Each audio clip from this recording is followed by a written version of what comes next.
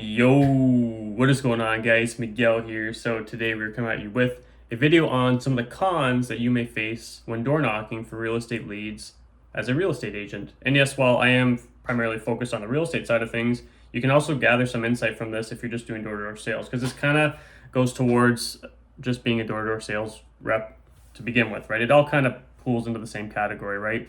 So if you guys have never been here before, of course, my name is Miguel. I'm licensed out in London, Ontario, Canada. I've been licensed for pretty well exactly 4 years now is when my license came into effect. I'm currently on my fourth full calendar year coming up here. And yeah, I've established a team since then, and everything has been built up from door knocking, right? And through my experience, so the reason why I wanted to make this video is because while I don't believe there's a ton of cons when it comes to door knock, I do still firmly believe that's the best way for you, and for a long time being will be the best way for you to actually keep generating leads. There are definitely some cons with it that I want to discuss with you. And one of the bigger reasons, the reason number one is I just recently made a pros video on why door knocking door to door is the pros of it, right? But I also want to make a video on some of the cons, right? And the reason why it's brought me attention to some of the cons is because, I coach with Glover U, right? So like they do, a lot of them are in the States, and it's a lot more, what I've noticed over the years, now I'm a little bit more experienced, what I have noticed over the years is that it's a lot harder to scale a business when you don't have something targeted like expires, right? And part of that is like a reason why I want to go over some of the cons that might be involved. Probably should turn my phone off for this, but it's okay. Oh well, I'll just have to deal with some notifications coming up on the side there. But I usually turn on do not disturb so people don't like call me or whatnot, and then I have to refilm the video. But anyways, there are definitely some cons that comes with door knocking. A lot of that is there's three things I labeled out because there's honestly I don't have it labeled out as like rejection, annoying people.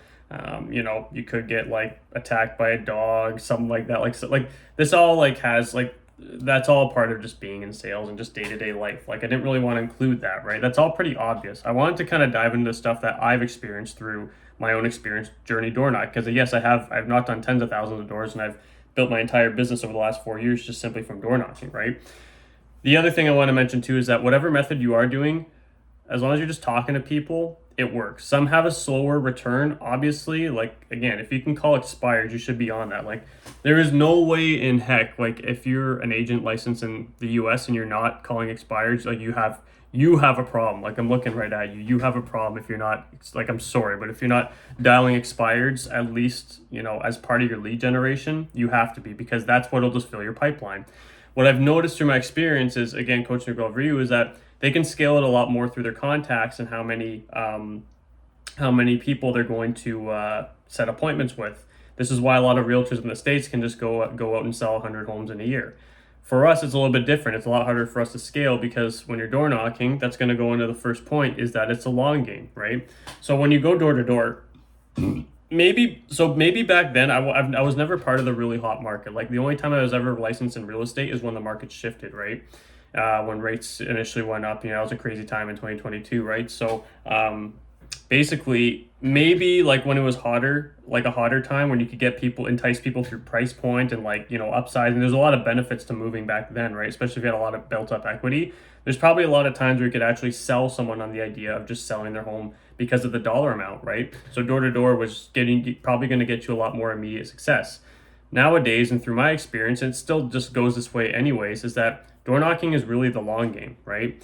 You're going out there, like you have to have the mindset of like being able to jump on an appointment when you see it, right? Like, yes, I've booked appointments at the door, no doubt. Like I've definitely, I have stories of signing a listing agreement within a couple of days. I had the shortest one to this day. I met someone at a door where we signed an exclusive. It never sold, but it was within the first hour of meeting this guy. We actually signed an exclusive agreement. Didn't have good English, so that was just a learning curve for me. But I did sign the quickest I do have to this date is I signed someone who was I think within 20 hours. I had an appointment with him the next day. We signed an agreement, and I double-ended that too, and it closed. To this day, it's one of my bigger commission checks as well. So like, yes, there are opportunities out there, but the main purpose of door knocking is for the long game, right? You're building a database. And again, it's hard for me to just go out there and be like, okay, I can make 200 contacts this week, and that's going to generate 3 appointments, right? Versus if I made 200 contacts dialing expires and kind of mixing it up, I could easily set 3 to 5 appointments, right? Because I've got all these hot, depending on how many expires you have in your market, right? So if we kind of like combine those two things, or we kind of compare the two, it's a lot more scalable to have targeted audience like expires versus door knocking, right? However, with door knocking, so again, it's a lot more of a long game. But with door knocking, you can target areas. Like you can go like I've talked this in the pros area, but there's ways to make it a little bit more scalable by targeting a neighborhood, right? Because once you start getting business in a farm area and you start knocking on those doors again, people are a lot more familiar with your face, and it's a lot easier to gain conversion that way, right? So for you to start getting higher conversion, it sometimes requires you to have a little bit more leverage through people knowing you, right? But when you're new, unless you're really lucky, because another reason why I want to make this too is because I think when I was first, yeah, back when I was first licensed, I did like some Keller Williams event, or like it was through Ignite. I think they. I wonder if they still have the same guy through Ignite when they're talking door knocking. There's a guy who I think does the panel, and I remember him. I remember him specifically saying, I think it was the very first contact this guy ever made. This guy had to sell a portfolio of like 14 homes or something like that, and he sold every single one of them because obviously the market was hot at that time. And I'm thinking in my head, I'm like, okay, obviously that gets me amped up, but the problem is it plants the wrong seed, right? I don't want to plant in your guys' brain that like door knocking, you're just gonna go out there and immediately find that kind of business. That's not true. So that was the kind of problem I seen with that is like, okay, that's planting the incorrect seed for someone going out door knocking, because the real seed I gotta plant in your head is the real seed I gotta plant in your guys' brain is, okay, I got to go out and start building a database. At the same time, you have to have in the back of your head that there are opportunities like that out there, because I've also came across that myself, where I've came across really good opportunities. I'm offloading a portfolio of someone who actually lived in a quiet spot where no one told me people were going to move there. I'm on her fourth property already. It's going to be a $6 million portfolio, right? You just don't know where your opportunities lie. So again, when it comes to door knocking, the negative is it's the long game. It's going to take you a lot longer to actually get some like fast, rapid appointments. It's a lot harder to scale. Yes, you want to track your conversations and stuff, but geez, I can't get rid of these notifications. I should turn my phone off. I'm sorry, guys. If I'm like kind of stalling, it's because I have like people calling me and notifications on, and of course, everyone's trying to reach me at this hour because this is kind of my block to get back to people. But yeah, again, like just keep in your mind, in the back of your mind, that yes, that opportunity is always going to be out there, and that should be what drives you to get out there, because you don't know what opportunities are out there.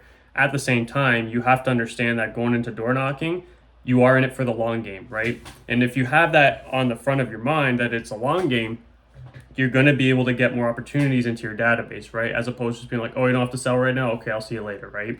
You do not do that when you door knock. If someone tells you they're not interested, even if they're not looking to sell, as long as you're having a conversation, you would have just a general conversation with them, and you like talking about them, you feel like it's someone you would like to refer business with or whatever, then yes, absolutely add them to your database, because you never know who's going to sell. The amount of people I've had that have called me to sell their home that I've just been touching base with over time that told me they had no clue to sell. The one actually that just called me, I have her home up for sale. She had no plans at all to sell, and then all of a sudden she just called me. She's like, "Yeah, we're going to be selling, and then I'm also going to we're also going to sell my her brother's place, and we're going to sell that place and go get her them a new place." Like, that's 3 transactions, and with on top of the one nurture that also called me to go see that home and needs to sell the home as well. Like, that's like 5 to 6, because I just had a good conversation. I thought I'd just add them to my database and have some talks with them, right? So again, number one, it is the long game. Yes, there's negative to that, but again, there's positive to that, as I explained previously. You always want to have that front of your mind that it's a long game, so you can keep adding people. But again,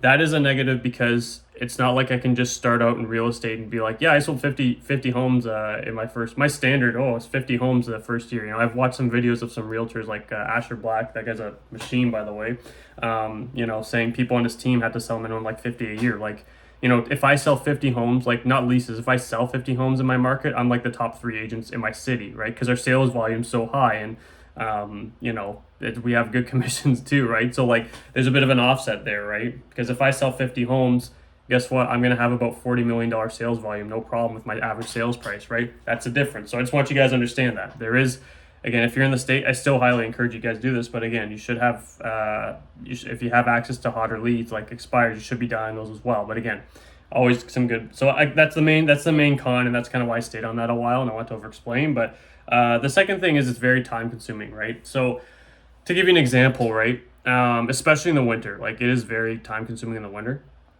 So Because I'm in the northern area, right?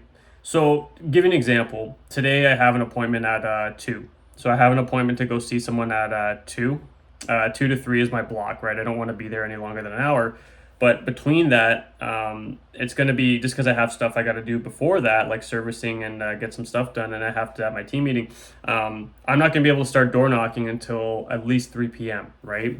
So the other side of it too is if I go to an appointment and I'm making a first impression, I want to dress relatively professional, right? When I go door knocking, I'm not gonna be wearing like a really nice like shirt and my nice pants and my $1,000 shoes and my freaking $20,000 watch. Like you're not gonna catch me wearing that door knocking, right? Because it might rain, it might do whatever. So like I need to adjust time to dress to go to that, and then I got to come back and get dressed into some more like reasonable door knocking attire, and that's going to take up another 30 minutes to 45 minutes of my day, right? With just getting dressed, and that appointment's only 8 minutes away from me, right? So again, you get what I'm saying. It's a lot more time consuming because I have to actually drive to the spot as well, regardless. Like let's say I want to go up to the north end. For me to get to the north end of my city, it's like a 30-minute drive because of traffic sometimes, right? So if I drive 30 minutes and back, that's already an hour out of my day, and I also have to get through a lot of contacts in that time, right? I have to have a certain amount of contacts. So drive time alone can easily be an hour, right? On top of that, I have to dress appropriately. So, and the other side of that is since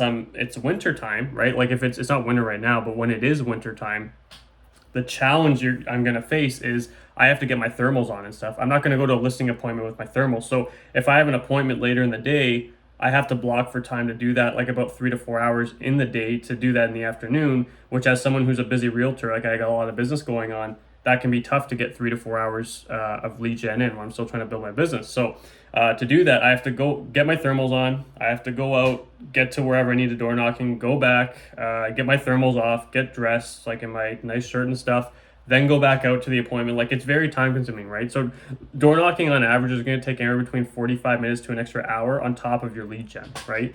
So door knocking, especially weather dependent, very time consuming. Yes, there's most clients I can get in front of like with my door knocking attire because they're going to meet me like that anyway, so it's not too bad. But I do try my best to like dress very good in front of sellers. Like I'm always dressed well. Like I always have a nice fitted t-shirt on, a nice pair of shoes anyways. I got a lot of shoes and I try to wear my most expensive ones when I'm in front of like, people who want to see me as the expert, right? So that's the other thing. The last thing I want to touch on is the weather, right? So obviously the weather, if it's I'm almost always out, like weather dependent. It doesn't really matter for me. Like even if it's raining, I'm out, just grab my umbrella.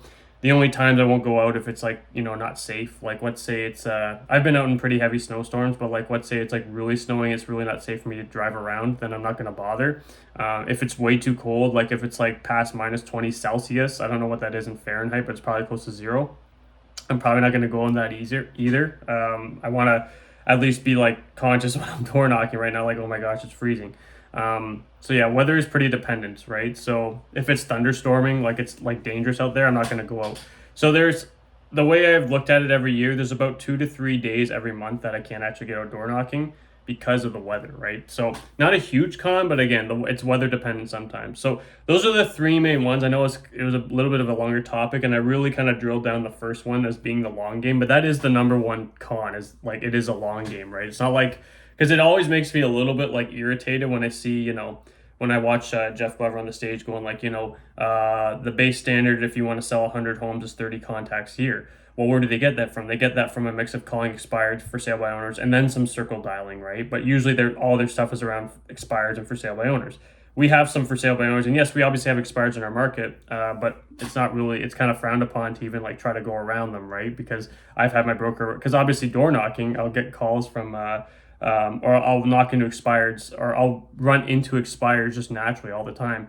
And I've had a couple realtors I've called my broker a record being like, hey, like this guy went to our door, like was he targeting? Like, it's what I'm saying is, excuse me, if you have that opportunity, obviously take it, but we can't really scale it that way. So for me to sell that many homes and just that scale, yes, door knocking is scalable, but it's more so you're building your database so it blows up. So you will blow up door knocking if you keep consistent. You just got to follow the process, but it's going to take you a longer time than just simply hitting expired, right? So yes, while expired, you're going to get further quicker business. Door knocking is going to build you a healthier database, if that makes sense. So hope that helped, guys. I know I spent a little bit more time I probably should have on this, but yeah, I hope this helps, and we'll see you guys in the next one. Peace.